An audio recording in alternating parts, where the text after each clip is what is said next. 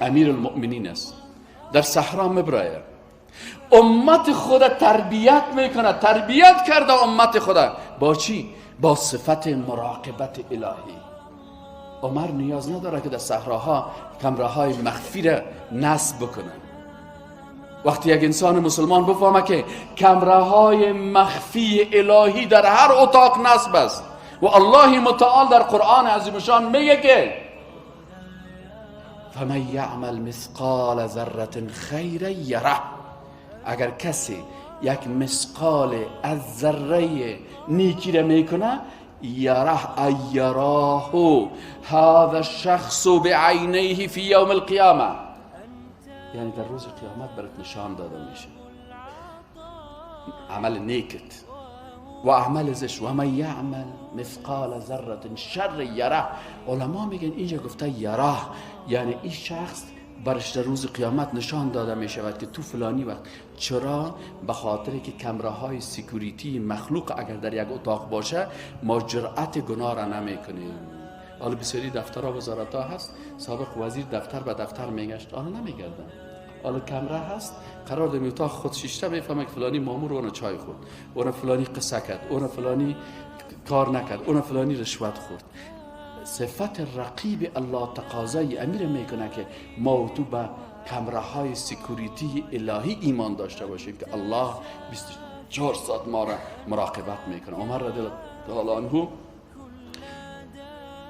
امت خدا امی قسم پیروای خدا رعیت خدا امی قسم تربیه کرده. در یک صحرا میبراین، یک چوپان است، چوپان است موهای ژولیده، چوپان است بسیار ضعیف و بسیار عاجز و بسیار فقیر، بوتاکای چرمی را که چیز ساخته و در پای خود داخل کرده، لباس بسیار کهنه داره. عمر رضی الله عنه میره برش میگه که او چوپان این رمه از کی هست؟ میگه والا رمه یک شخص از امیر من میچرانم. عمر رضی الله عنه برش میگه که یک دانه از این بر من بفروش، یک دانش بر من بفروش.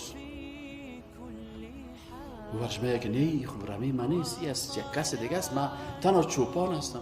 میگه خیر است، آلو خود را نمیبینه، باز که دیگر رفتی بگویش که گرگ خورد یا چطور خورد، پیسه رو ببین، سعی که برات قدر پیسه برش میده که اگر الله، اگر او شخص مرا نمیبینه، الله که الرقیب از کجاست؟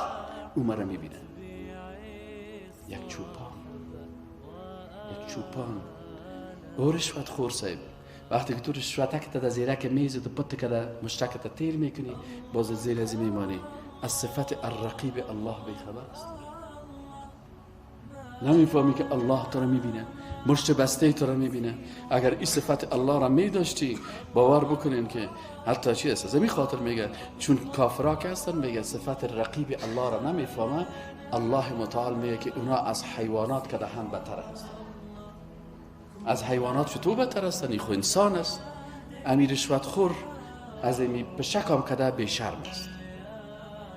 پشک اگر گوشت برش پرتی تولید چشته میخوره، اما اگر گوشت دزدی کرد بر شعورش برش میگه که تو خود جنایت کردی بگریز، گوشت دزدی کردی بگریز، جنایت کردی، گوشت گرفته فرار میکنه. اما رشوت خور وقتی که پیشروی چشمت نمیشرمه، بلکه یگان تو رشوت میدارم کلید یک ذره خم بگی از این پشک کده خورد بیت بلند شو، سر تا خم بگی باز رشوت بخور.